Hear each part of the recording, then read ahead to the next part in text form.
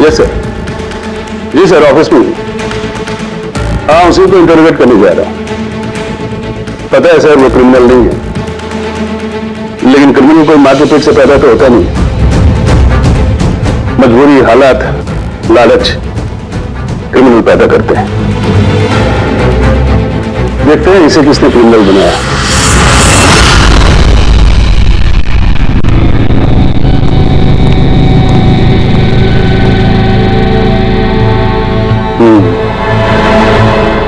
अब ये case CID नहीं, क्राइम ब्रांच को सौंप दिया गया है।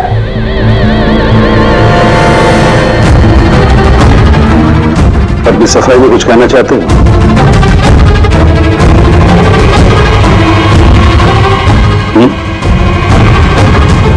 मैं deputy commissioner of police Rajeev, बहुत सुना है तुम्हारे बारे में, लेकिन कभी सोचा नहीं था इस हालत में मुलाकात होगी। मैंने भी बहुत सुना आपके बारे में सर। सुना है काफी सख्त ऑफिसर हैं आप। फिर तो तुम समझ गए होगे, थोड़ी सी भी ढील मैं तुम्हें दूंगा नहीं।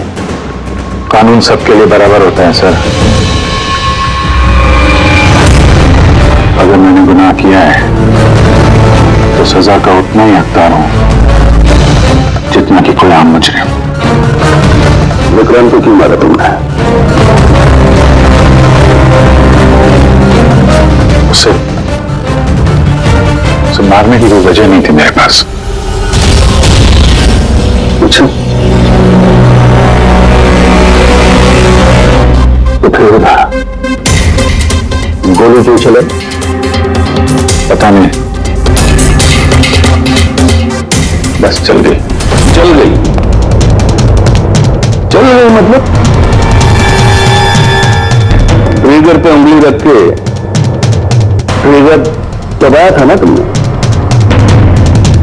मैं सिर्फ उसको डरा रहा था। डरा रहे थे, लेकिन तुम वहां करने क्या गए थे? पुलिस उसे कोर्ट ले जा रही थी।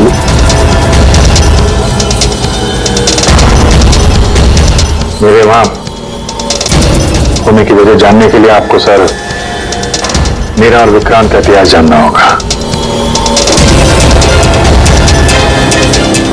बरसों से 36 का आंकड़ा चल रहा है हमारा।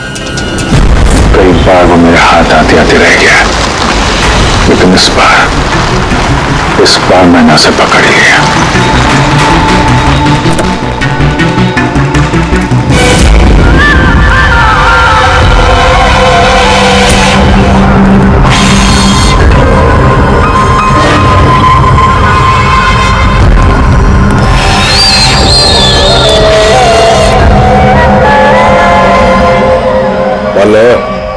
जी, आपने जितना बोला था उतना है।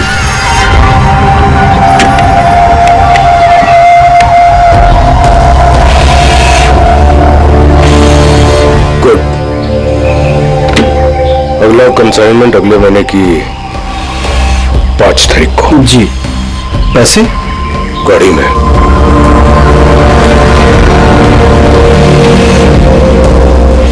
क्या बात है, इतना पसीना क्यों आ रहा है? पसीना? नहीं तो जो स्कूल में तुझे एडमिशन नहीं मिला था ना, उस स्कूल का हेडमास्टर था मैं। क्या छुपा रहा है? नहीं, कुछ भी नहीं। ओह, तो ये बात है। किसने भेजा? सीआईडी को बुलाया तूने? विक्रांत को धोखा देना बहुत महंगा पड़ेगा तुझे।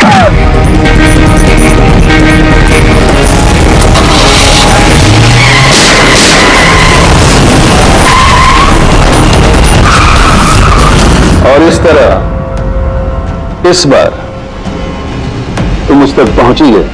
हाँ, लेकिन हमेशा की तरह इस बार भी विक्रांत के नसीब में जेल की सलाखें नहीं लिखी थी। नामी गिरामी अपराधी विक्रांत ने सरकारी गवाह बनने का फैसला कर लिया है। वो मकरंद के खिलाफ अदालत में सारे सबूत देगा और इसके बदले अदालत उसकी सजा काफी हद तक माफ कर देगी। इन अपराधियों को पकड़ने के लिए हम लोग दिन रात एक कर देते हैं, अपने खून पसीना बहाते हैं। क्या इसलिए कि अदालत उनको दोबारा जुर्म करने के लिए छोड़ दे? अब अदालत को दोष मत दो अभिजीत। वैसे भी मकरन के खिलाफ उनके पास ज्यादा सबूत थे नहीं, और हमारा काम मुजरिमों को पकड़ना है, ना कि उनकी सजा तय करना। यार तो तुमको क्या लगता है, इसको छोड़ना सही है?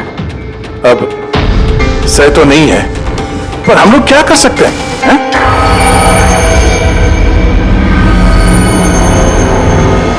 कर सकते हैं दया, बहुत कुछ कर सकते हैं। बहुत बड़े बड़े मुजरिम देखे हैं मैंने सर, पर ये विक्रांत कुछ अलग ही था। हर बार कुछ ना कुछ करके बच ही जाता। तो इस बार उसका बच निकलना तुम्हें मंजूर नहीं था, क्यों? यही बात है ना? ठीक समझा। इसलिए जब मुझे पता चला कि इस केस का इंचार्ज मेरा पुराना दोस्त मुरली है, तो विक्रांत से मिलना है मुझे।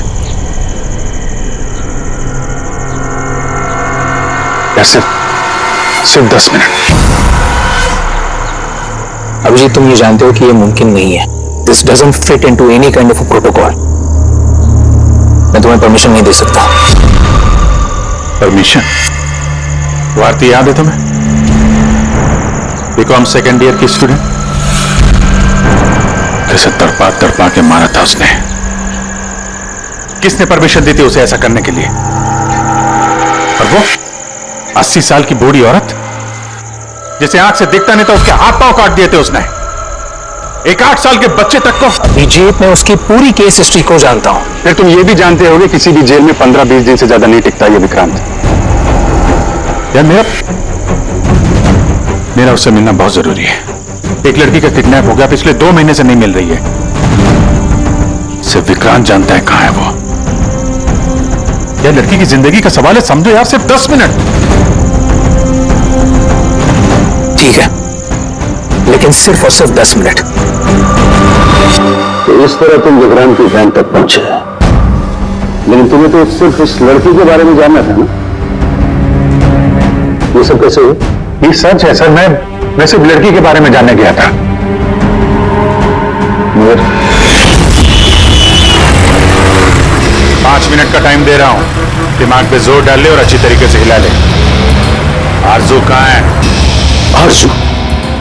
कौन सी आरजू? किसकी आरजू? मैं नहीं जानता किसी आरजू को। वही लड़की जिसे तूने किडनैप कर रखा है। ओह सॉरी, भूल गया था। कहां रखा है उसे?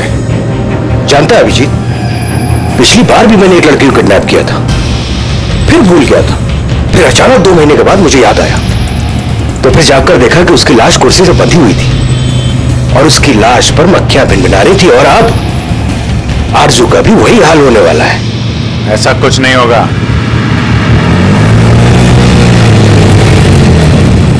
कहां है आरजू? हाँ, याद आया, मेरी जेब में, निकाल ले।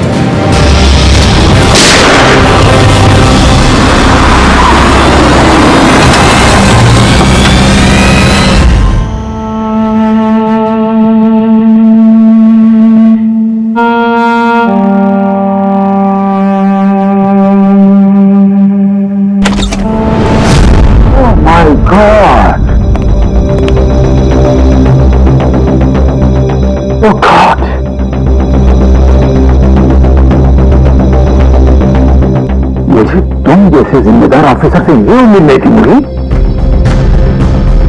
तुम्हारी निगरानी में हो कैसे गया? कैसे? आओ! गलती मुरली की नहीं, मेरी है। सब मेरी वजह से हुआ।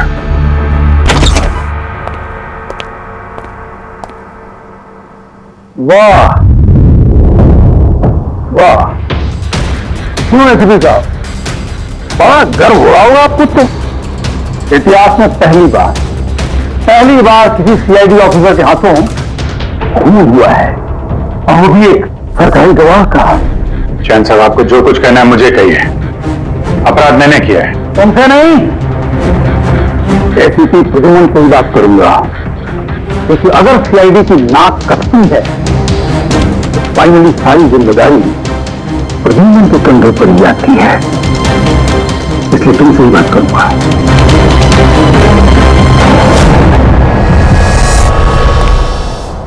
कैसे हुआ ये सब? पता नहीं सर कैसे हो गया। मैं तो सिर्फ उसे गन दिखा के डरा रहा था सर। गोली चलाने का कोई इरादा नहीं था सर मेरा।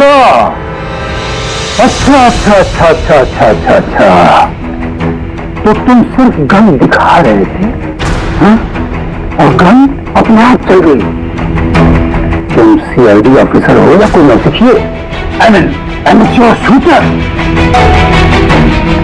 मैं पहला सवाल, तुम वहां गए क्यों थे?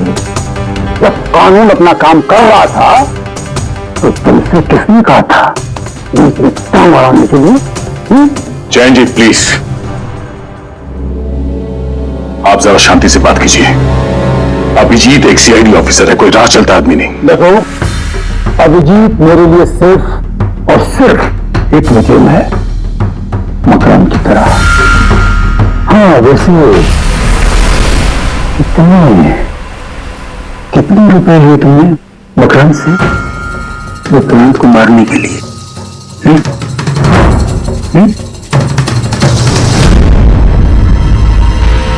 अगर तुम एक वकील ना होते और मैं एक सीआईडी ऑफिसर नहीं होता तो ये सवाल तुम्हें बहुत भारी पड़ता। Oh really?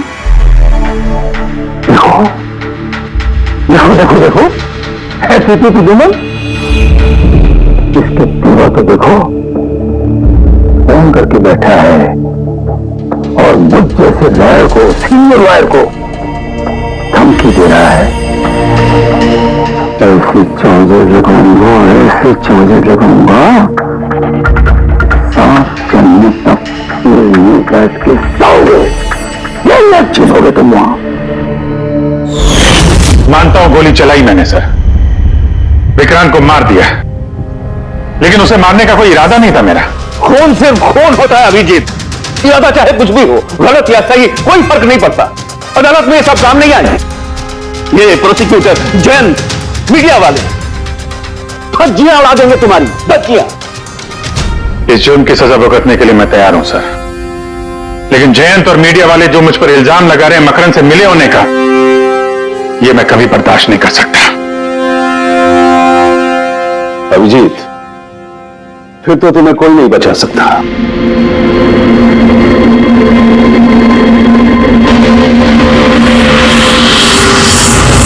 सारे सबूत और गवाह अभिजीत के खिलाफ है। यानी कोई उम्मीद नहीं है सर? कैसे उम्मीद है? अभिजीत ने खुद कन्फेस किया है, गोली उसी में चलाई।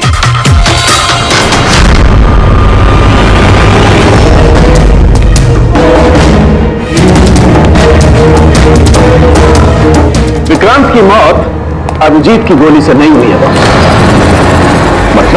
मतलब ये कि विक्रांत को गोली लगी है ठीक फेफड़ों के नीचे, और जब गोली फेफड़ों के नीचे लगती है तो इंसान की मौत होने में 20 से 30 मिनट लगते हैं, और विक्रांत की मौत तुरंत हो गई थी। एग्जैक्टली, इसीलिए मैं कहता हूं विक्रांत की मौत अभिजीत की गोली से नहीं हुई है, इसकी कोई और वजह है।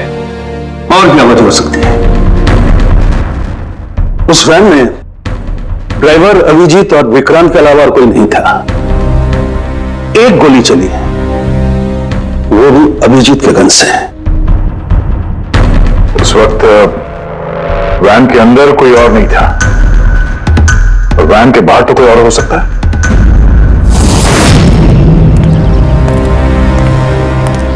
अभिजीत, उस वक्त गाड़ी के बाहर कोई था जिस वक्त गोली चली? नहीं, एक्चुअली पता नहीं, क्योंकि मेरा पूरा ध्यान तो विक्रांत पे था। अभिजीत, ठीक से याद करके बताओ, गोली चलने से पहले क्या हुआ था? कुछ अजीब हुआ था? कुछ भी? गोली चलने से पहले मैं विक्रांत से बात कर रहा था।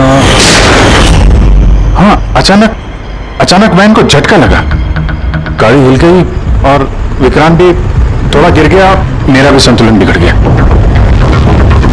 और गोली चल गई। एक मिनट, झटका लगा? किस तरह का झटका? जैसे सड़क पे अचानक से कोई गड्ढा आ गया, पूरी वैन हिल गई। लेकिन यहां तो सड़क बिल्कुल ठीक है, दूर दूर तक कहीं कोई स्पीड ब्रेकर भी नहीं है, स्मूथ। यहां गड्ढा कैसे आ सकता है? हाँ साहब, झटका लगा था, मेरी पूरी वैन यूं दाईं तरफ मुड़ गई।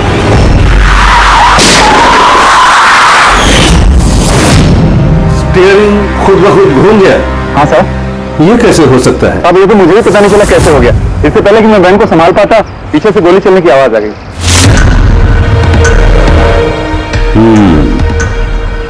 स्टीयरिंग व्हील का खुद ब खुद मुड़ जाना, गोली अपने आप चल जाना,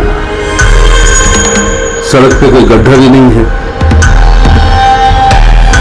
आखिर यहां हुआ तो क्या हुआ?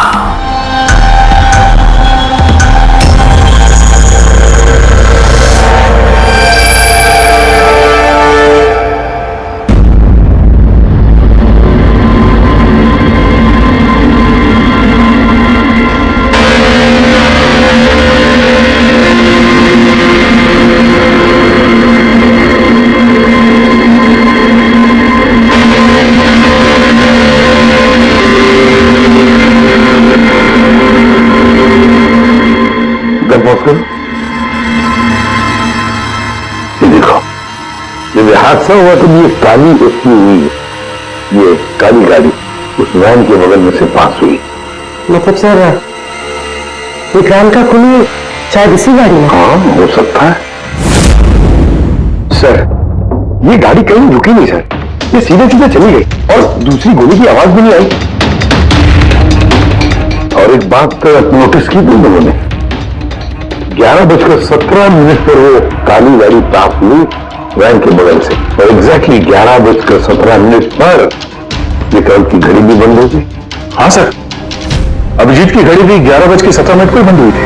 हाँ, ये दोनों घड़ियों का एक साथ बंद होना और इस कार का ठीक 11:17 पे वहां से गुजरना, ये संजोग नहीं हो सकता। बिल्कुल सर, बिल्कुल सही कहा आपने, कि कोई संजोग हो ही नहीं सकता।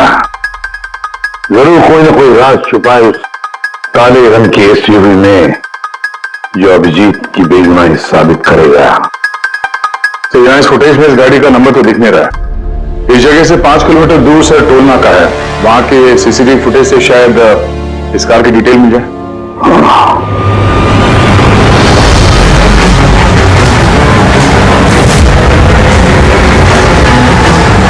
अगर वो गाड़ी टोल नाका से गुजरी ही नहीं तो यहीं कहीं आसपास होनी चाहिए, इसी इलाके में। सर, वो देखिए, काले रंग की कार।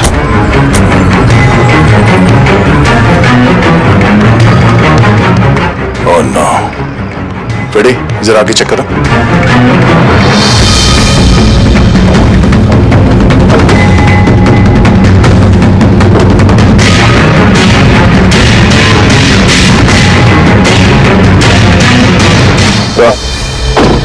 ये वही काली एसयूवी है, जला दी गई है। मतलब गाड़ी में ऐसा जरूर कुछ था जो खूनी मिटाना चाहता था।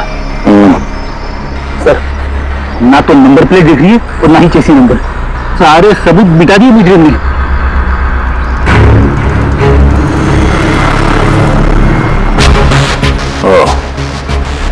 फिर एक काम करो, जरा आसपास पूछताछ करो, देखो किसी ने यहाँ पे कुछ देखा है क्या।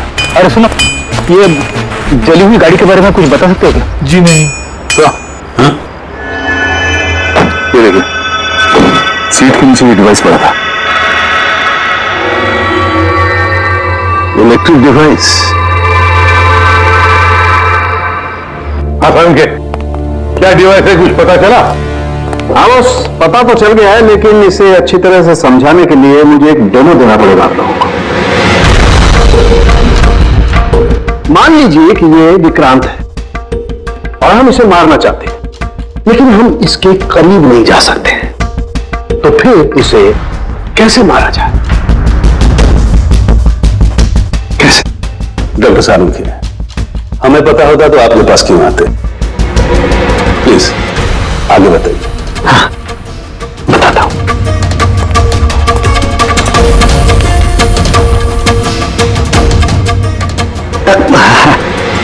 आप थोड़ा पीछे हट जाइए प्लीज।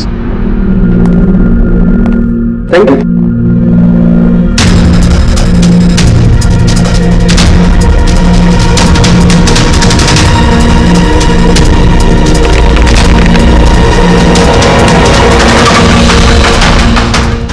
देखा आपने?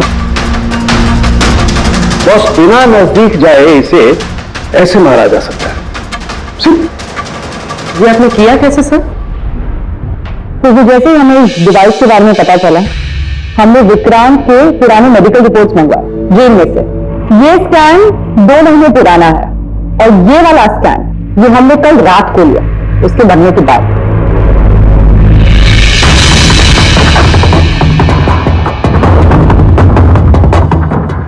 की इस पहले वाले स्कैन में एक छोटी सी चीज अटकी हुई है वहां उसके सिर में। वही चीज इस 2 महीने बाद वाले स्कैन में शिफ्ट हुई है, हिल गई है, पीछे आ गई है। और ये छोटी सी चीज एक शार्पनर है बॉस, यानी गोली का छोटा सा टुकड़ा। और फिर ये शार्पनर वहां से इस तरफ शिफ्ट हो गया, जिस वजह से विक्रांत की सबड्यूरल हेमेटोमा यानी ब्रेन ब्लीडिंग की वजह से मौत हो गई। और ये शार्पनर अपनी जगह से हिला कैसे? उसी डिवाइस की वजह से जो हमें जल्दी ही गाड़ी में से मिला।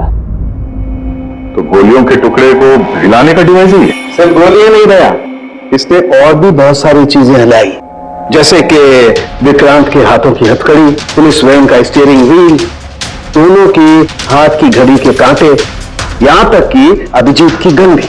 मतलब लोहे की चीजें, तो जितनी भी लोहे की चीजें हैं वो हिल गई उस डिवाइस की वजह से। Exactly boss. अब लोहे का सबसे बड़ा आशिक है मैग्नेट, चुंबक। बॉस ये है वो चुंबक जिसके जरिए मैंने इसे उड़ाया।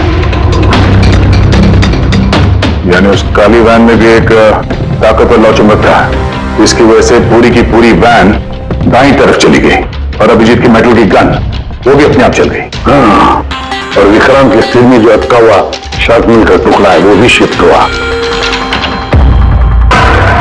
सर, इतनी प्लानिंग के साथ तो वही मार सकता है जिसे शार्पनर के बारे में पहले से पता था, उसका कोई करीबी।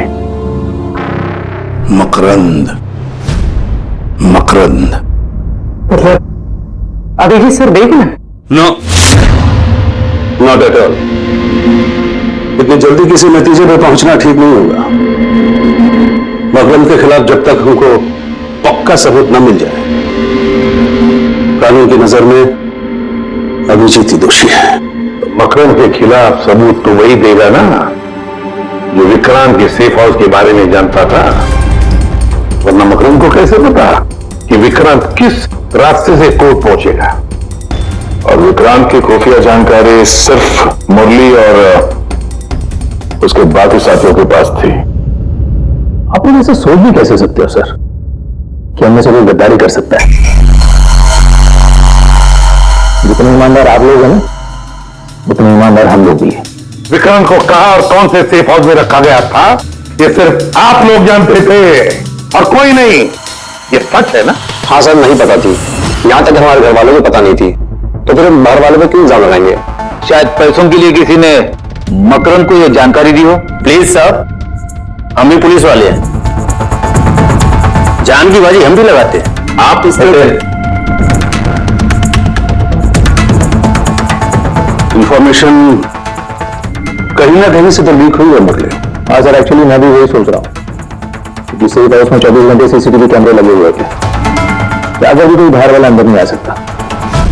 क्या कहा आपने? चाहकर भी कोई बाहर वाला अंदर नहीं आ सकता? हाँ सर। झूठ! बाहर वाला कोई भी अंदर नहीं आया था। हाँ? क्यों? I am sorry sir, actually Jain ji कभी कभी आते थे। कभी कभी जैन जी आते थे और कभी कभी जैन जी किस लिए आते थे? क्योंकि जैन जी मकरम को हर हालत में जेल तक पहुंचाना चाहते थे। तो कहीं ये जयंती वो गद्दार तो नहीं है? वैसे भी कुछ ही दिनों में रिटायरमेंट होने वाला था, आखिरी केस था उनका। सोचा होगा संन्यास लेने से पहले थोड़े बहुत पैसे बना लो।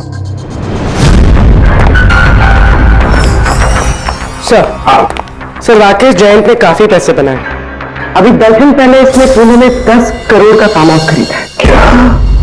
हाँ सर, ये रहा इस पार्टी के फोटोग्राफ।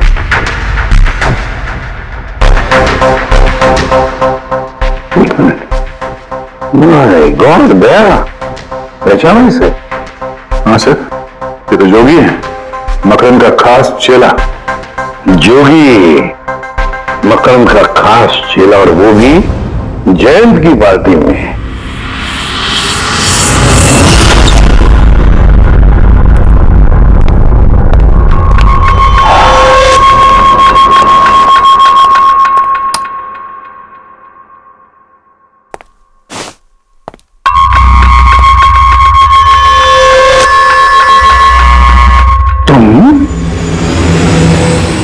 यहाँ कैसे और ये घर में घूमे कैसे? हाँ? मुजरिमों को उनके दिल से निकालने के लिए दिल के अंदर तो घुसना ही पड़ता है जैन साहब। मुजरिम मुजरिम मैं हूं या तुम? मैं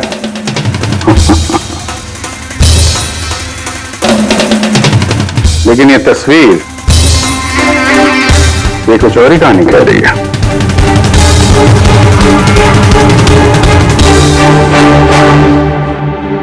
नो, आई डोंट नो, मैं नहीं जानता। नहीं जानते? कमाल है, बहुत भोलेपन का नाटक कर रहे हो जैन साहब। मकरम के पैसों से ये फार्म हाउस खरीद लिया और उसके चेले जोगी को पहचानने से भी इनकार कर रहे हो। What nonsense! कौन जोगी? कैसा जोगी?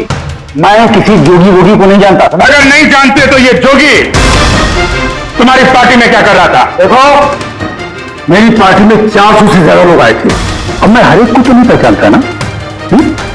और रहा सवाल मेरे फार्म हाउस का, तो मेरी जिंदगी भर की खून पसीने की कमाई है, समझे? मकरम की बात कर रहे हो तुम? वो देखो, उस केस में उसके खिलाफ सारे सबूत मौजूद हैं। विक्रांत ने मरने से पहले मुझे सारे सबूत सौंप दिए थे। मकरम को तुम्हें फांसी पर लटकाऊंगा और साथ में तुम्हें भी। देखो क्या हुआ? कुछ तो आना हुआ क्या लाइट को?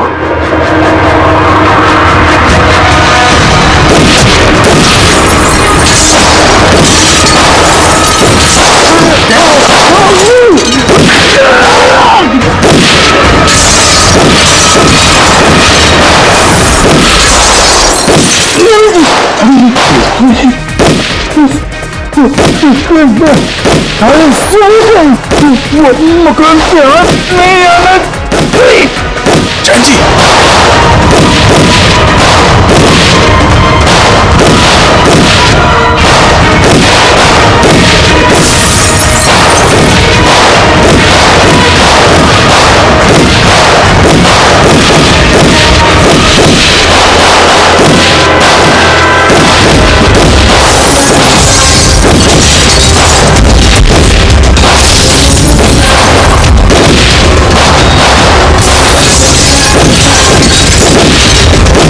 कमाल कर दी तुमने अभिजीत, वाकई कमाल कर दी। पर पूरी मीडिया तुम्हारे जान के पीछे पड़ी है, अब तुमको लॉटरी लग गई। अब कह रहे जैन का खूनी अभिजीत है। सर उनके कहने से क्या होता है? आपको पता है मैं निर्दोष हूं सर। लेकिन तुम्हें वहां जाने की जरूरत क्या थी? जैन के घर में, वहां के सीसीटीवी कैमरे में साफ दिख रहा है कि जैन के मौत के वक्त तुम वहां थे। अब सिर्फ इतना ही नहीं, अब तो पूरी सीआईडी टीम पर इल्जाम लगा रहे कि हम तुम्हें बचाने की कोशिश कर रहे हैं। इल्जाम तो लगेगा ही ना प्रद्युमन। जयंत मकरम के खिलाफ नया सबूत पेश करने वाला था अदालत में, और ठीक एक दिन पहले उसकी मौत हो गई। लेकिन वो सबूत मुजरिमों का हाथ नहीं लगा सर, मैं लेके आया। जैन से मरने से पहले मुझे ये सारे सबूत सौंप दिए। ये सबूत, ये फोटोग्राफ्स, ये पेपर्स, ये सबूत काफी नहीं है मकरम को अदालत में सजा दिलवाने के लिए। काफी नहीं है ये सबूत। तो वो पेनड्राइव से कुछ पता चल सकता है ना? अभिजीत, ये पेन ड्राइव पासवर्ड मांग रही है। जैन ने मरने से पहले पासवर्ड वगैरह बताया था? नहीं सर, इसके पहले वो कुछ बोल पाते उन्होंने दम तोड़ दिया था। अरे यार,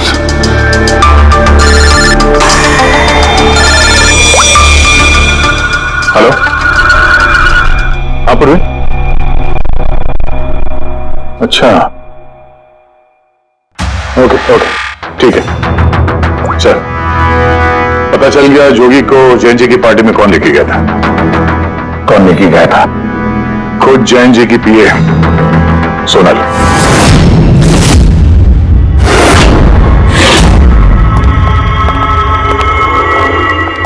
सर ये सब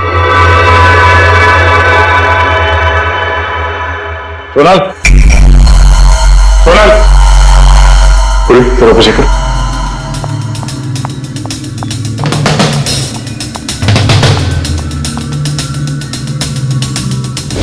सोनल,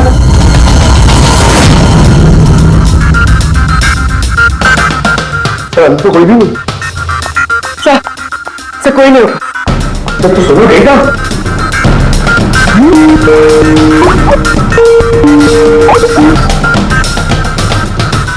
वीडियो कॉल।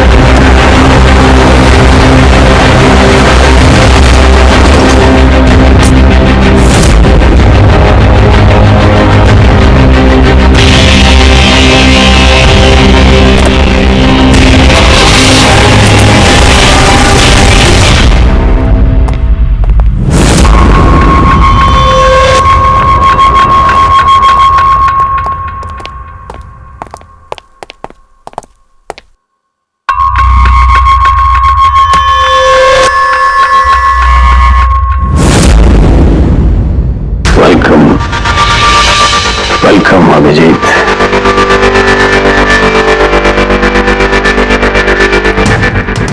मकरम के आशियाने में तुम्हारा स्वागत है।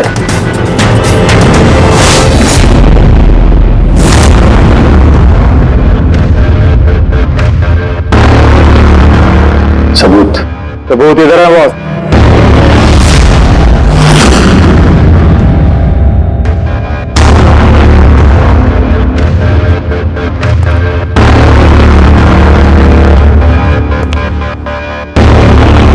मकरम, सबूत तुम्हें मिल चुका है, अब सोनल को जाने दो।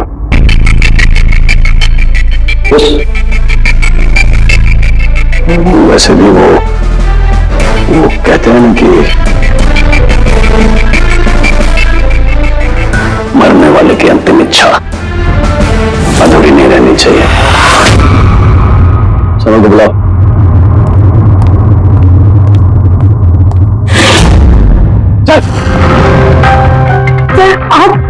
सोनल तुम ठीक हो? हाँ सर मैं ठीक हूँ। तुम जाओ यहाँ से। लेकिन सर आप मेरी चिंता मत करो, तुम निकलो, जाओ।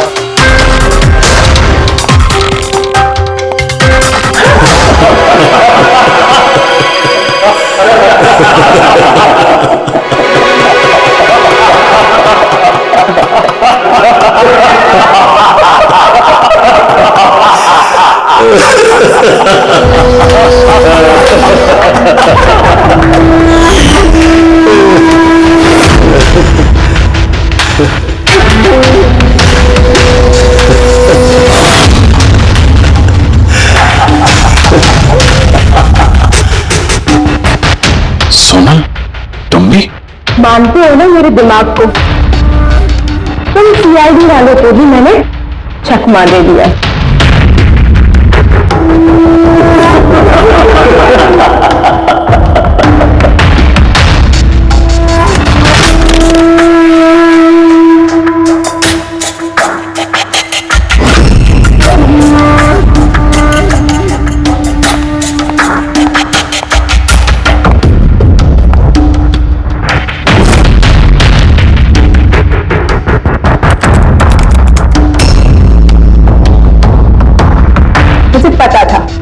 जयंत यही पासवर्ड रखेगा। Makram will die. Now, stop conversation. Start the operation.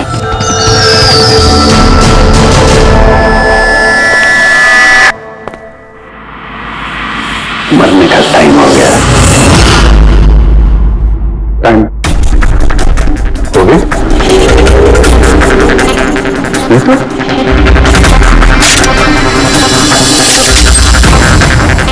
Oh, magnet. तुम लोगों को क्या लगा चुंबक को हथियार बनाना सिर्फ तुम लोगों को आता है?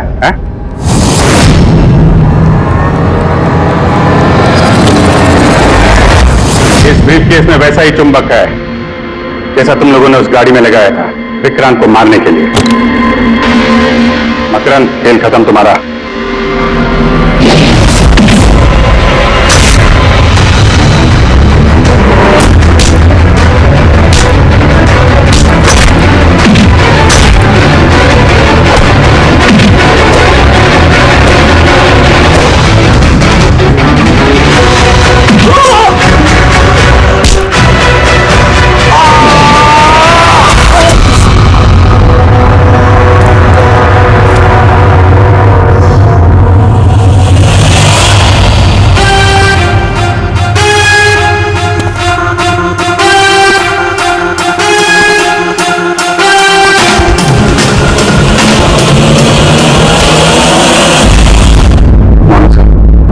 Congratulations अभिजीत, फाइनली तुम पर लगे सारे इल्जाम आज धुल ही गए और एक बार फिर उसी गर्व के साथ तुम सीआईडी की ड्यूटी ज्वाइन कर सकते हो। सर, हमने आरजू को बचा लिया सर। मकरंद के साथियों को पता था कि विक्रांत ने उन्हें कहां कैद करके रखा था, तो सर जयंत जी का सपना पूरा नहीं हो पाया मकरंद को जेल भेजने का। चलो जो भी है, all well that ends well.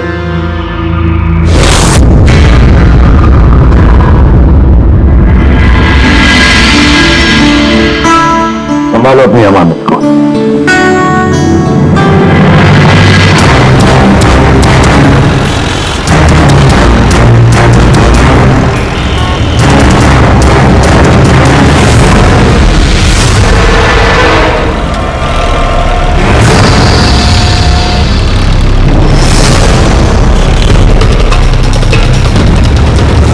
उस्ताद, बहुत डर लग रहा है।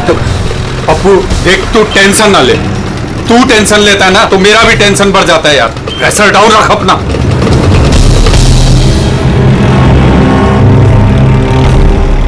उस्ताद, अपन जा कहाँ रहे हैं? पप्पू देख, जुबान को लगाम दे और चुपचाप बैठे रहे। सही पहुंचेंगे हम।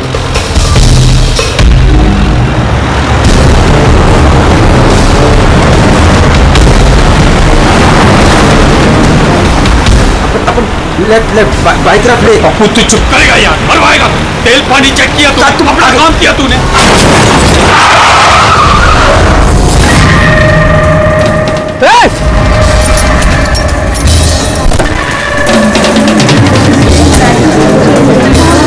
तेरी तो क्या किया तूने? पी के गाड़ी चला रहा क्या सुबह सुबह में? अंधा है क्या? दिखा नहीं? अंदर बैठ के क्या देख रहा है मुझे? बाहर निकल, निकल। ये देख क्या किया तूने? क्या किया? सर सॉरी सर, गलती हो गई। इतना बड़ा गाड़ी देखा नहीं तूने और ठोक दिया? मैं ठीक करा दूंगा सर, हमारा खुद का गैराज है सर। नहीं पप्पू सर, मैं एकदम A1 करा दूंगा सर। ये नया तरीका ढूंढा है धंधा करने का। तुम जैसे लोगों को ना मैं अच्छे से जानता हूँ। अभी रुको, पुलिस को बुलाता हूँ। सर प्लीज चुप करना यार। अरे वैसे भी तुम लोग टोइंग वाले को ना बहुत ज्यादा नाटक हो गए। सर मेरी बात तो सुनो सर। और तू देख क्या रहा है, जाके गाड़ी साइड लगा यार। अरे सर, अरे क्या रुकूं मैं? ऐसा करते हैं ना, साइड में बात कर ले। क्या साइड में हूँ मैं? सर मैं बोल रहा हूँ ना, A1 करके दूंगा सर, नंबर 1।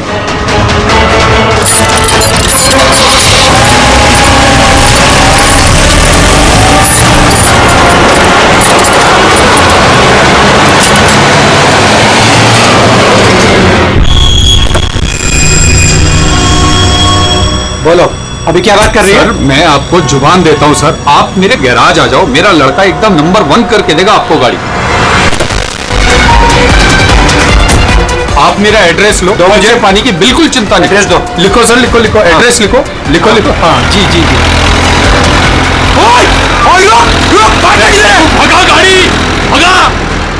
अरे गाड़ी भी छोड़ के गए। किसकी गाड़ी है रे? बीच रोड पे लगा के गया है। किसकी गाड़ी है ये? कहाँ है इसका ड्राइवर? टोइंग वाला इसे छोड़ के भाग गया। मेरी गाड़ी को उसने ठोका। वो तो अच्छा हुआ मैंने उसका फोटो ले लिया है। क्या यार, अभी गाड़ी कैसे निकालूंगा मैं इधर से? ऑफिस जाने के लिए भी लेट हो रहा है मुझे। अरे इस गाड़ी में तो लाश है।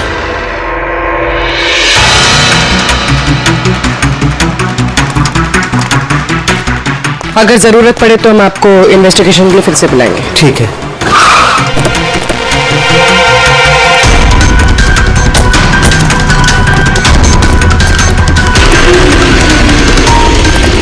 क्या पता चला? सर क्राउड की स्टेटमेंट्स ले ली। ट्रक पे जिप-जैक टोइंग और रिकवरी लिखा हुआ था। ये ट्रक के नंबर प्लेट का फोटो। सर ये गाड़ी स्टार्ट नहीं हो रही है, इंजन खराब तो है इसका। सर क्राउड से किसी ने उस टोइंग ड्राइवर को बोलते हुए सुना था कि उसका अपना खुद का गैरेज है, वो गाड़ी गैराज ले जा रहा है। बॉडी चेक किया? हाँ सर। सर सिर पे एक, सर आप कहें तो फॉरेन एम्बेसीज में इसकी फोटो भेज देते हैं, शायद कोई आइडेंटिफिकेशन मिल जाए। इसमें बहुत टाइम लगेगा पूर्वी। एक काम करते हैं, बॉडी को फॉरेंसिक लैब भिजवाते हैं और वो टोइंग वैन वाला और इस गाड़ी का जो ओनर है उसका पता लगाते हैं। जो गाड़ी वो टोइंग वाले छोड़ के भागे थे, उस गाड़ी के मालिक का पता चल गया। कोई हिरन नाम का आदमी है। बात हुई उससे? हाँ सर, बोल रहा था कि उसकी गाड़ी कल रात और आज सुबह के बीच चोरी हो गई थी। उसने आज सुबह लोकल पुलिस स्टेशन में रिपोर्ट भी लिखवाई है। अब मैंने चेक कर लिया। जब गाड़ी वहां मिली तब वो कहां पर था? ऑफिस में। सर मैंने आई विटनेस से बात करी है, शायद वो सच बोल रहा होगा। और वो टोइंग ट्रक वाला, उसके बारे में क्या पता चला? अरे सर उसका लाइसेंस नंबर और नाम दोनों नकली है। जिप जैप नाम की कोई कंपनी है ही नहीं। शायद उसने किसी और नाम से रजिस्टर की हो। एक काम करो, यहाँ पे जितने भी टोइंग कंपनीज हैं उन सब की पूरी डिटेल्स निकलवाओ।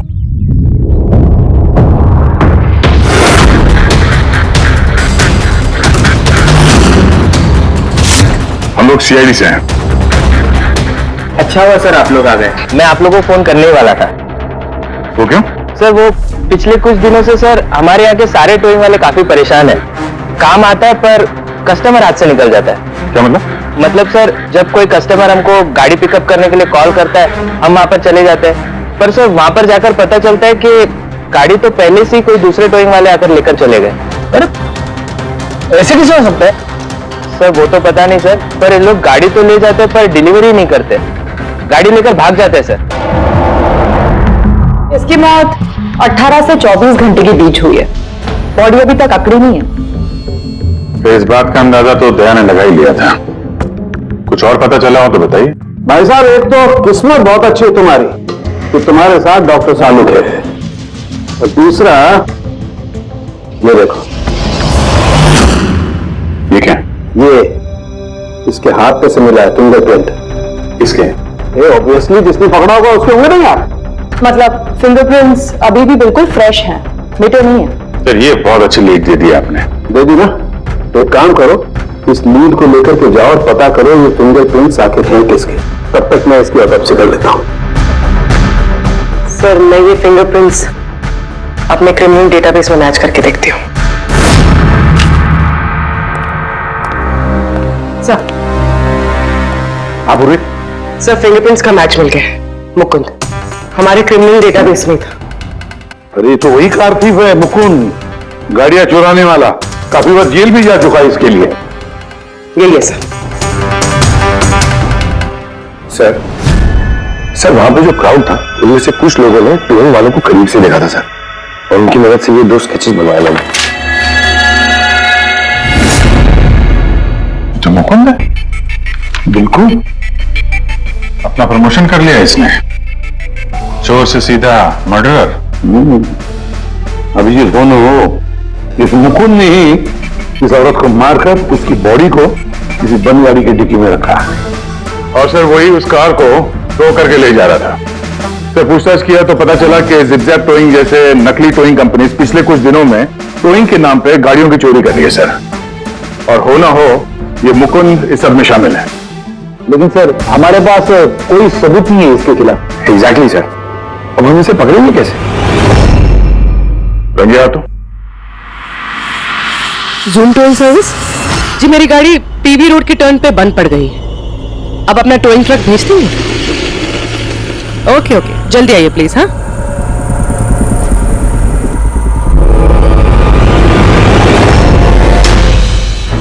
अभी आज इतना बड़ा कांड किया इस मुकुंद ने, इतनी जल्दी दोबारा आएगा कि नहीं? वही तो पता चलेगा कि वो कहीं पे बैठ के आराम कर रहा है और हम लोग यहाँ धूप में बैठे बैठे उसका इंतजार कर रहे हैं। रिलैक्स रेडी, वो आएगा जरूर। लालच इंसान को आराम करने नहीं देती। अब देखना यह है कि पूर्वी की गाड़ी को टो करने के लिए आता कौन है, जूम टोइंग सर्विस या मुकुंद।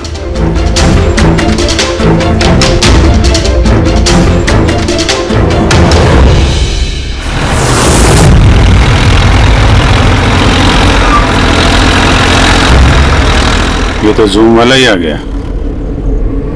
एक्चुअली गाड़ी स्टार्ट हो गई है, आप जा सकते हैं। Thank you so much.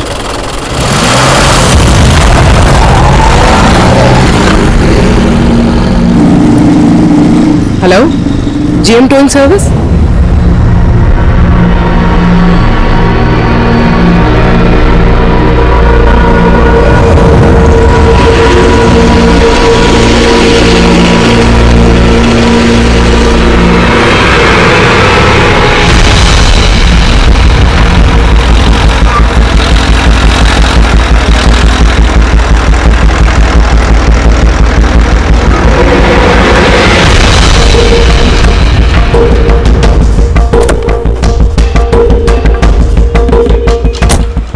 जी, मैंने जीएम टोइंग सर्विस में फोन किया था। ये तो स्पीड है।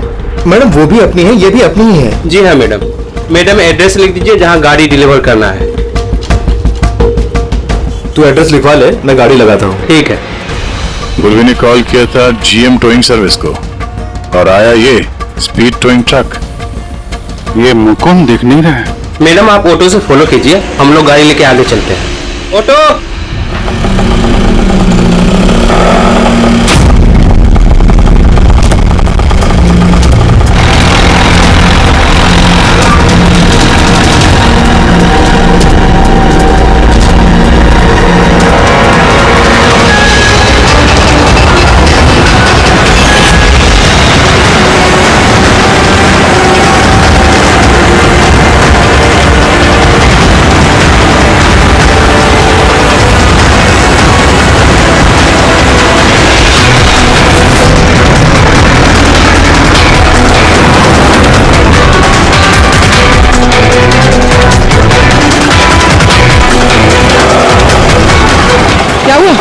पता नहीं मैडम ये गाड़ी क्यों बंद हो गई। कितना टाइम लगेगा? पता नहीं मैडम, मैं इंजन चेक करके बताता हूँ।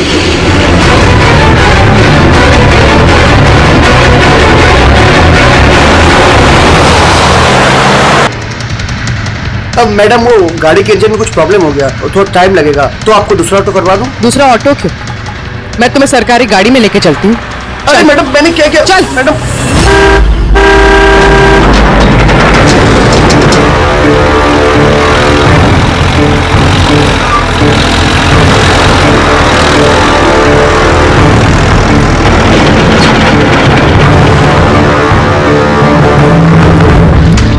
ले आया उस्ताद।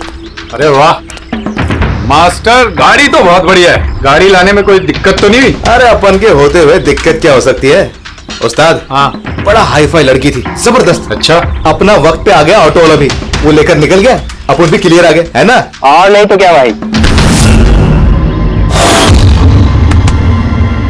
आप कौन? मैडम ने यहाँ का एड्रेस दिया था। एड्रेस? आप लोग कौन है? सीआईडी। चलो अब तुम सबको तुम्हारी असली जगह पे ले जाते हैं। चल।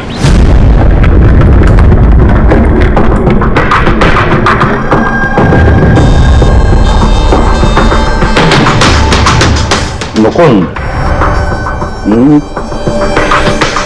बता क्या हुआ? चोरी कर करके बोर हो गया था तो फोन करना शुरू कर दिया है? बहुत खेल लिया पकड़ा पकड़ी। अब ये बता कि वो लड़की कौन थी और तूने उसको क्यों मारा? सर मैंने उसको नहीं मारा। सर मैं मानता हूं मैं चोर हूं, लेकिन मैं किसी का खून नहीं करूंगा। झूठ बोलता है। तुम्हारी उंगलियों के निशान कैसे आए उसके बॉडी पर? सर मैं सच कह रहा हूं सर, मैंने उसका खून नहीं किया। सर जब वो लड़की मुझे मिली वो तो पहले से ही मरी हुई थी। क्या कहा? पहले से ही मरी हुई थी? हाँ सर, मैं सच कह रहा हूँ सर। मेरा तो कार चोरी का छोटा सा बिजनेस है बस। हाँ, छोटा सा बिजनेस है, उसका हिसाब किताब हम बाद में कर लेंगे। मेरा मतलब है आसपास जितने भी टोली वाले हैं ना, मैंने उनका फोन नंबर टैप कर रखा है और जैसे ही उनको किसी भी कस्टमर का फोन आता है ना, मुझे पता चल जाता है। इससे पहले कि वो लोग वहां पहुंचते हैं तुम अपने आदमियों के साथ वहां पहुंच जाते थे और कस्टमर्स की गाड़ी गायब। ये बता, वो लड़की कहां से मिली तुम्हें? कैसे मिली? आज सुबह टोइंग वालों को एक फोन आया, मुझे मालूम पड़ा तो बस मैं अपने आदमी को लेकर पहुंच गया लोकेशन पर। अच्छा वो आप आ गए। आपने ही फोन किया था? जी मैंने फोन किया था आपको। ये तो मना कर रहे थे जरूरत नहीं है। मैंने कहा भाई क्यों जरूरत नहीं है, अब गाड़ी बंद पड़ गया है तो क्या सर पे उठा कर लेके जाएंगे? भाई साहब बेचारे का गाड़ी रोड पे रुक गया है। हमने तो बहुत ट्राई किया धक्का मार के स्टार्ट करने की, लेकिन स्टार्ट ही नहीं हुआ। आप बात कर लीजिए, टो करके कहां छोड़ना है?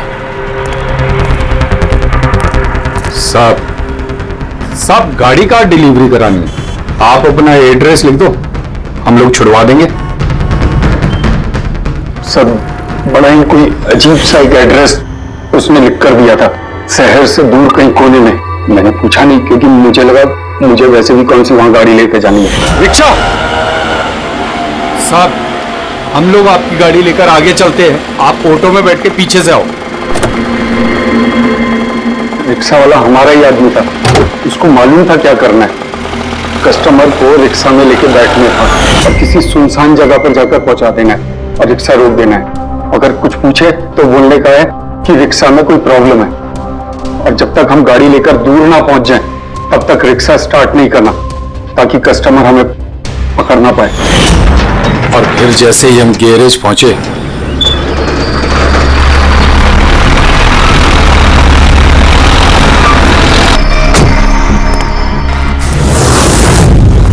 क्या बात है उस्ताद, क्या जबरदस्त माल लेकर आए हो। गाड़ी तो मास्टर मक्खन है, गाड़ी के अंजर पंजर करो अलग, किसी को पता नहीं चलना चाहिए भाई। उस्ताद जी कौन है? अबे क्या हुआ पप्पू? वाह रे वाह, उस आदमी का हुलिया जानते हो, गाड़ी वाले का? सर उसका स्केच बनाओ हमारे लिए। तो ये है वो आदमी जिसका स्केच मुकुंद ने बनवाया था, लेकिन ये ठीक नहीं लग रहा सर। ऐसा लगता है कि ये अपने हुलिये के पीछे कुछ और ही है। इसकी दाढ़ी नकली लग रही है सर। मुकुंद टोइंग कंपनी से मिला मुकुंद और ये उसका पार्टनर पप्पू, और मुकुंद से मिला ये दाढ़ी वाला जो गाड़ी चला रहा था। तो ये बेचारी लड़की कौन है? ये कौन है? मैं बताता हूं बॉस, ये लड़की कौन है। कौन? इसका नाम है एना पाओलो और इस लड़की के बारे में बहुत ही खास जानकारी मिली है। हाँ। ये बॉस, ये इस लड़की के पैरों का एक्सरे और इसकी उंगलियों को जरा गौर से देखो। नो ऑफेंस सर, ये थोड़ी टेढ़ी मेढ़ी नहीं है? एग्जैक्टली, इसकी टोज डिफॉर्म्ड है और मेडिकल टर्मिनोलॉजी में इसे बनियंस कहते हैं। और ये बुनियंस होते क्यों हैं? भैया बहुत ही टाइट नुकीले जूते पहनने की वजह से, ऐसे जूते जिसमें उंगलियों को जरा भी जगह नहीं मिलती और उंगलियां एक दूसरे पर चढ़कर सिकुड़ जाती हैं, दब जाती हैं। पैरों का अंगूठा बाकी उंगलियों को दबा देता है, जिसकी वजह से अंगूठे का जॉइंट यानी मेटाटार्सोफेरेनियल जॉइंट इस तरह से टेढ़ा हो जाता है। ऐसी क्या मजबूरी है सर कि ये शूज पहनना कंपलसरी है? प्रोफेशनल मजबूरी, अपने काम की मजबूरी की वजह से। जैसे एक बैले डांसर्स को ऐसे ही जूते पहनने पड़ते हैं, उन्हें अपनी टोज पर ही डांस करना होता है। बैले डांसर तो अंगूठे पे हद से ज्यादा प्रेशर पड़ने की वजह से ऐसा होता है। एग्जैक्टली भैया, और एक बैले डांसर को कम से कम 5-6 घंटे तो ऐसे जूते पहनने ही पड़ते हैं। इसीलिए बैले डांसर्स में ये बनियन काफी कॉमन होता है।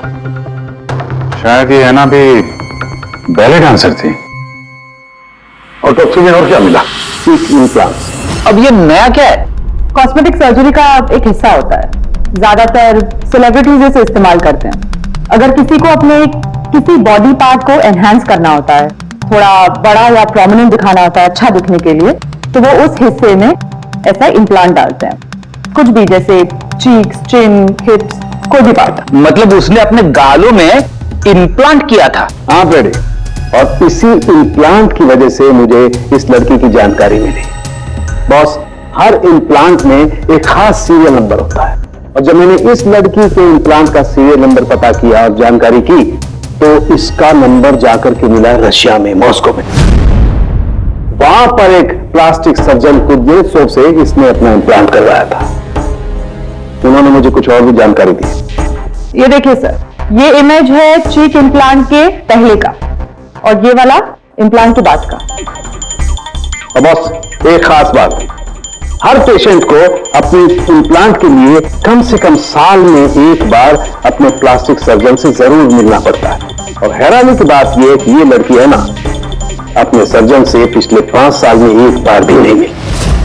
अच्छा, अभिजीत, अगर ये हैना पिछले 5 सालों से अपने डॉक्टर से मिली ही नहीं रशिया में, तो इसका एक ही मतलब हो सकता है, हैना इंडिया में ही थी। और अगर हैना पिछले 5 सालों से इंडिया में थी, तो फिर वो जरूर किसी न किसी वीजा पर यहां आई थी।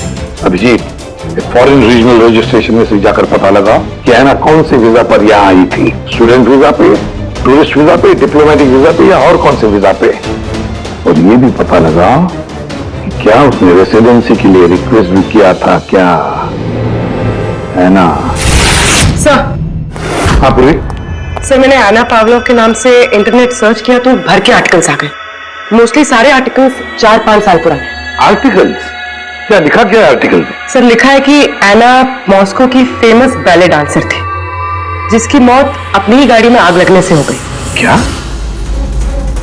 सर ऐसा कैसे हो सकता है? वो तो यहां घूम रही थी। अभिजीत, बहुत बड़ी गड़बड़ है ये, गड़बड़ है। सर पुलिस को एना की जली हुई गाड़ी से उसके बोन्स मिले, और पुलिस ने उसके बॉयफ्रेंड को भी अरेस्ट किया था मर्डर चार्जेस पे। हैना को उसके बॉयफ्रेंड ने मारा था? हाँ सर, उसका बॉयफ्रेंड रशियन माफिया से मिला हुआ था। पुलिस काफी सालों से उसके पीछे पड़ी थी, लेकिन उन्हें कोई सबूत नहीं मिल रहा था। लेकिन इस केस में उन्हें सबूत भी मिल गया। सर एना की गाड़ी में आग लगना, उसका एक्सीडेंट होना इसके बॉयफ्रेंड का प्लान था। पुलिस ने उसे उसकी पूरी गैंग के साथ अरेस्ट किया। ऐसा हो ही नहीं सकता सर, एना की लाश तो हमारे पास है, यहाँ पे। सर, एक इंसान 2 बार कैसे मर सकता है? वही तो 2 बार कैसे मर सकता है? नहीं, ये 5 साल पहले जो हैना की मौत हुई है ना, यहीं पर गड़बड़ है, बहुत बड़ी गड़बड़ है ये। इस रशियन कॉन्सुलेट से पता लगाना पड़ेगा कि हैना इंडिया आई कब और कैसे। हैना पावलोव का बॉयफ्रेंड रशियन माफिया से मिला हुआ था।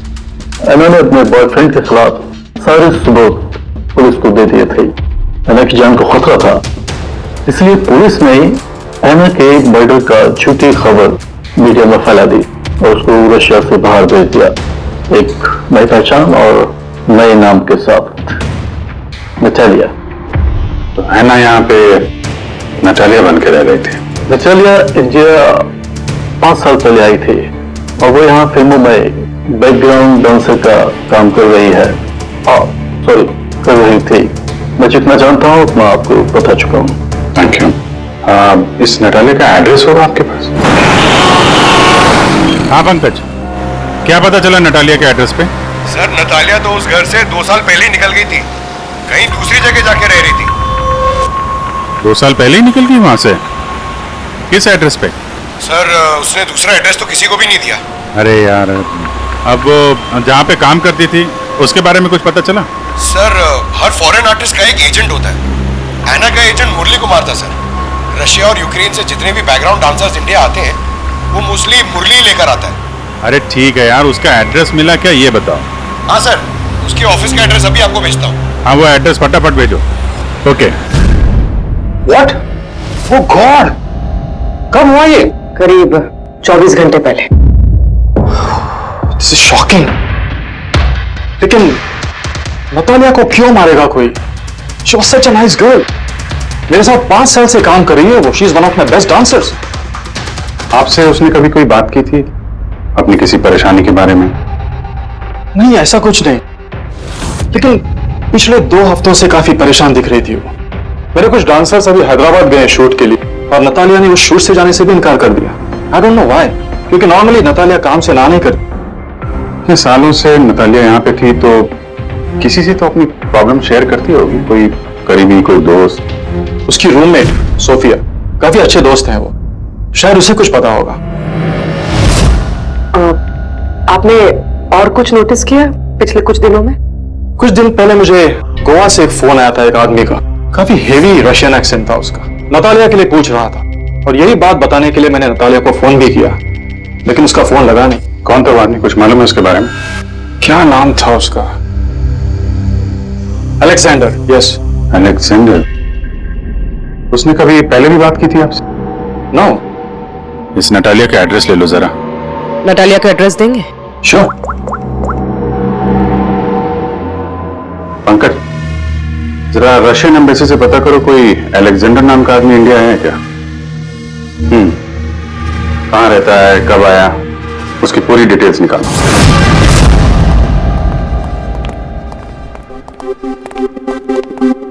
सही। इतने सारे न्यूज़पेपर, तो काफी दिनों से कोई घर पे था नहीं। सर 5 पेपर्स हैं। 5 दिन? तो मरने से 4-5 दिन पहले ये नतालिया घर में थी नहीं, कहाँ थी? सर हो सकता है वो अलेक्जेंडर और उसके रशियन बॉयफ्रेंड के डर से कहीं जाकर छुप गई हो। देखते हैं।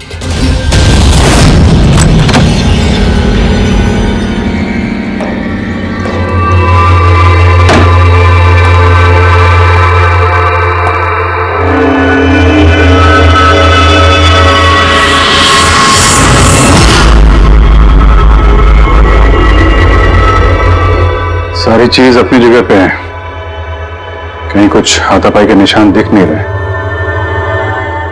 ऐसा लगता नहीं है कि नतालिया का खून यहां पे हुआ है।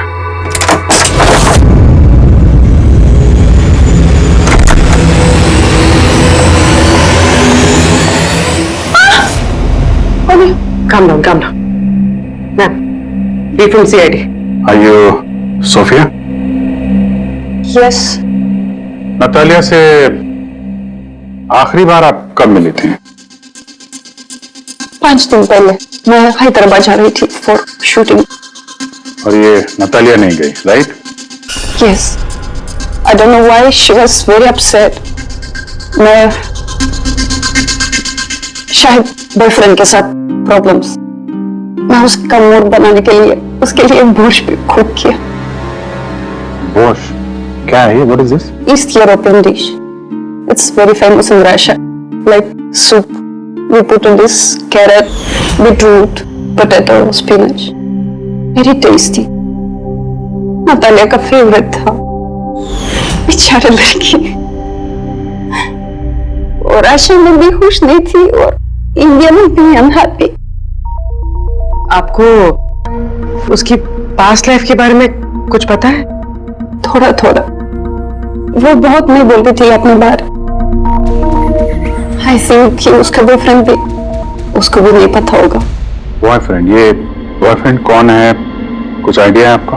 यस, लक्ष्य, बिग मैन। बट नतालिया बहुत अपसेट होती थी उसके साथ हमेशा। क्यों? वो दोनों लड़ाई, फाइटिंग ऑलवेज। नतालिया लक्ष्य को बोलती थी डिवोर्स लेने के लिए और लक्ष्य हमेशा बोलता था हाँ हाँ, बट हमेशा झूठ ही बोलता था। ये आपके सामने ये लोग लड़ते थे? कभी लड़ते हुए देखा इनको? नो, बट नतालिया और लक्ष्य की वाइफ को देखा था। ये हैदराबाद जाने से पहले 1 डे बिफोर हम शूटिंग पे थे और लक्ष्य की वाइफ आई थी और सेट पे नतालिया को बहुत गाली दी, बहुत shouting and big fight, very bad. I see. ये लक्ष्य का एड्रेस है आपके पास? नतालिया के साथ अफेयर को कितना टाइम हो गया? तो करीब 1 साल हो गया। और सर हम दोनों डिवोर्स भी ले रहे हैं। सर रिसेंटली मैंने एक दूसरा बंगला भी खरीदा है। हाँ, देखती हूँ कितने दिन रह पाता उस 2 टके की डांसर के साथ। 6 दिन पहले आपका नटालिया से कुछ झगड़ा हुआ था? जी हुआ था, और उस टाइम मुझे बुरा भी लग रहा था कि मुझे उससे झगड़ा नहीं करना चाहिए था। मैंने अच्छा नहीं किया, लेकिन मैंने बहुत अच्छा करा उसकी बेइज्जती करके। जो औरत मेरी जिंदगी बर्बाद करेगी, मैं उसकी जिंदगी नहीं बर्बाद करूंगी क्या? तुम्हें आता क्या है दूसरों की लाइफ बर्बाद करने के सिवा? एक मिनट। कल रात नतालिया का खून हो गया, समझे? आखिरी बार कब बात हुई थी उससे? सर उस दिन झगड़े के बाद वो मेरा फोन नहीं उठा रही है सर। कल रात कहां थे तुम? सर मैं अपने नए बंगले पे था। कोई साथ में था? कोई आई विटनेस? नहीं सर, मैं अकेला था। और आप? मैं भी घर पे ही थी, अकेले। हाँ पंकज, अलेक्जेंडर मुंबई आ रहा है। कितने बजे?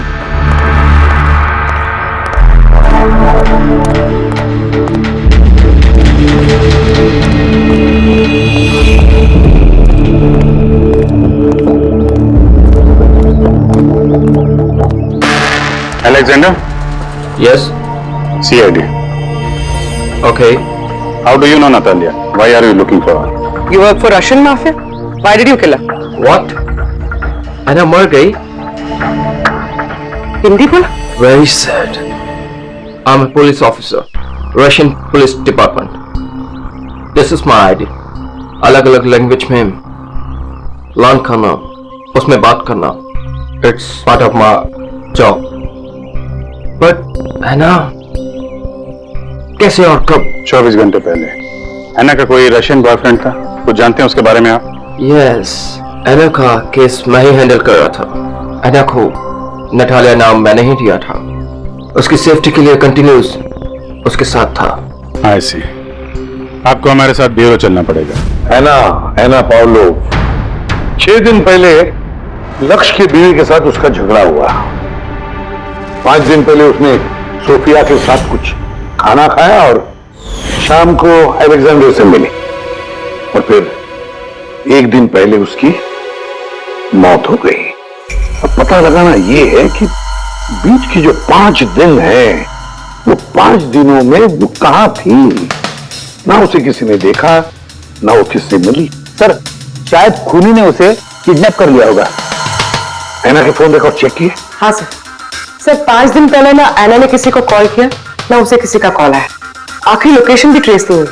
सर 5 दिन पहले की लोकेशन उसके घर के पास के टावर की।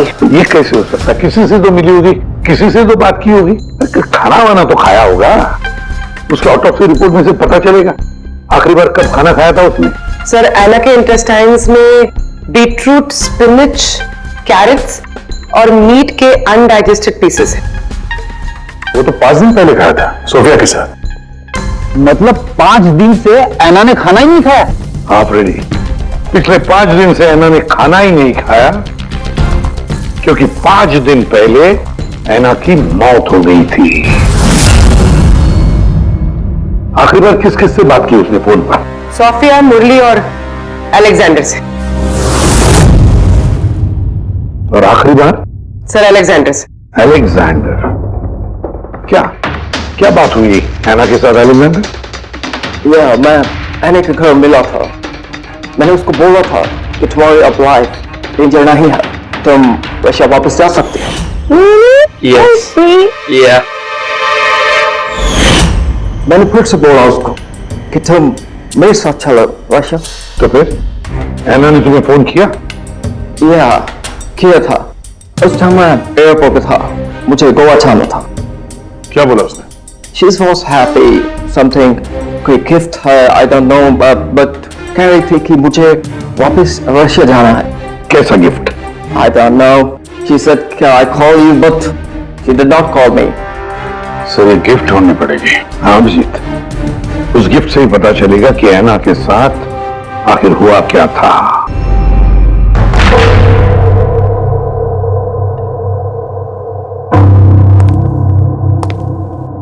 आपने कुछ अलग देखा? Like did you see something different? No, मैं इस कमरे में नहीं आई थी। ये नतालिया का कमरा है। नतालिया को हाल ही में कोई गिफ्ट मिला है।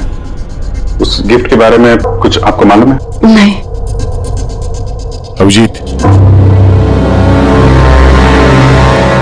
गिफ्ट बॉक्स तो है लेकिन खाली है, कुछ नहीं अंदर।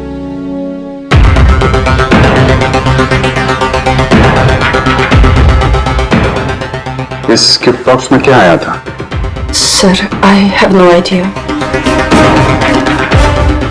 इस कमरे में कुछ ऐसा है जिसे देख के नतालिया को रशिया याद आया था।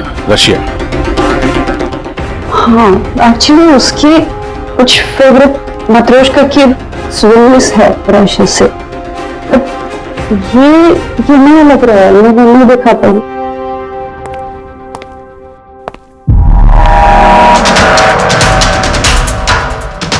ये नया है?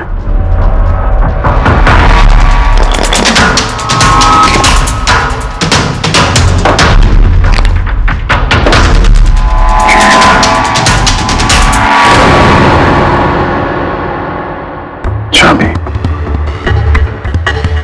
ये चाबी के बारे में आपको जानती हैं? नहीं सर, ये घर का नहीं लगता है। स्टॉल में ये चाबी छुपा के रखी। किस चीज की चाबी हो सकती है? JMW, ये तो इंडियन कंपनी है। पंकज, ये जो सीरियल नंबर है ना, इससे इस JMW कंपनी से पता लगाओ किसको ये चाबी दी है उन लोगों ने। सर, JMW कंपनी ने बताया कि इस सीरियल नंबर वाले ताले चाबी का सेट जय हार्डवेयर को बेचा था और जय हार्डवेयर से पता चला कि ये ऑर्डर इस बंगलों से आया था। जिसने ऑर्डर किया था उसकी डिटेल मिली?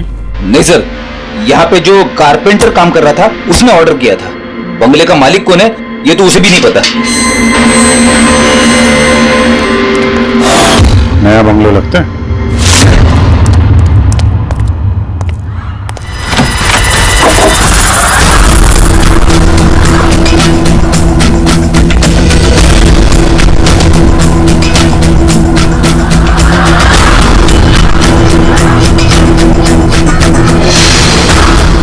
काफी प्यार से घर बनाया है।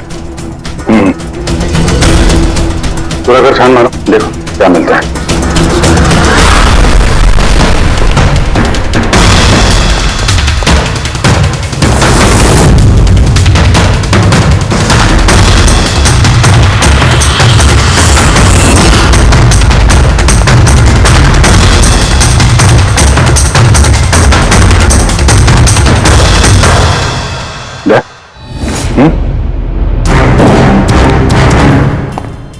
यार यहाँ पे कुछ स्टिकी है।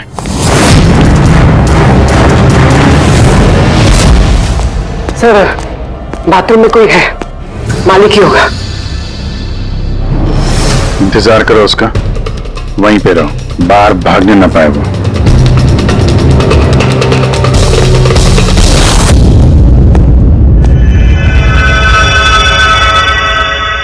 लुमिनॉल टेस्ट करते हैं।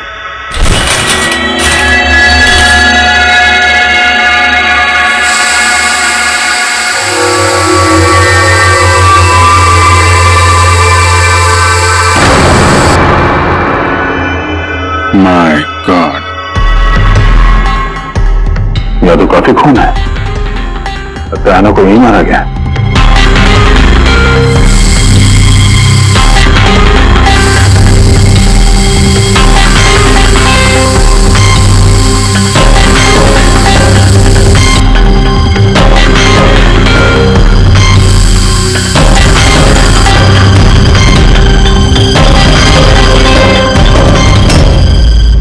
सर, ये ट्रेन तो फ्रिज की तरफ जा रहा है।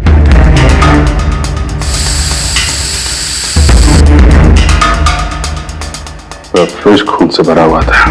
लगता है ऐना को मारने के बाद बड़े ठिकाने लगाने से पहले यहाँ फ्रिज में ही रखा था। इसलिए ऐना की मौत का टाइम हम ठीक से एनालाइज नहीं कर पाए। सर, काफी देर से नहा रहा है। चलो देखते हैं जरा।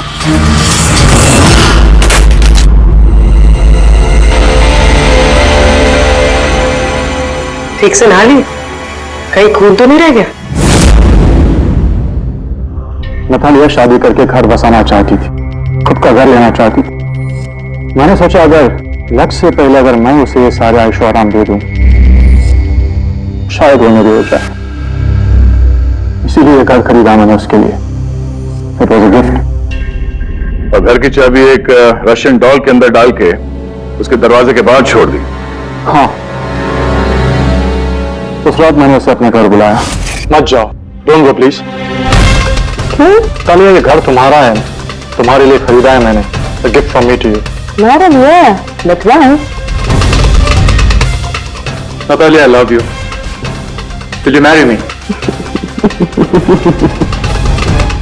Stop saying it, please. You're like my father, Jesse Ho.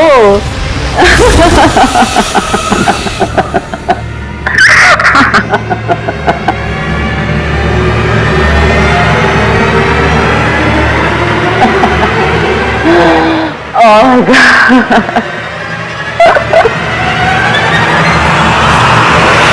प्यार करता था मैं उससे, लेकिन तुम अपने गुस्से पे कंट्रोल नहीं कर पाए। फ्रिज में डाला ताकि आसपास में किसी को बदबू ना आए। फिर 5 दिन बाद हमारी शूटिंग्स के क्वेश्चन बॉक्स में से नकली दाढ़ी मूछ निकाली और अपना हुलिया बदला। फिर किसी लोकल चोर को पैसे देकर एक गाड़ी खुलवाई और नतालिया की लाश को उसके डिक्की में डाला। सोचा बॉडी शहर से कहीं दूर ले जाकर डंप कर दूंगा और किसी को पता तक नहीं चलेगा।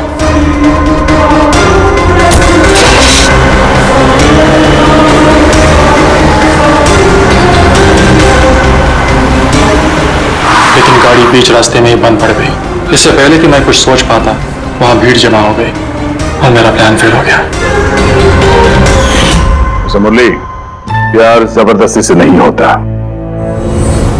वजह चाहे कुछ भी हो, पर गुनाह तो तुमने किया है और उसकी सजा भी भुगतनी पड़ेगी। इस तरह के और भी एपिसोड देखने के लिए हमारे चैनल को सब्सक्राइब करें और बेल आइकन दबाना ना भूलें।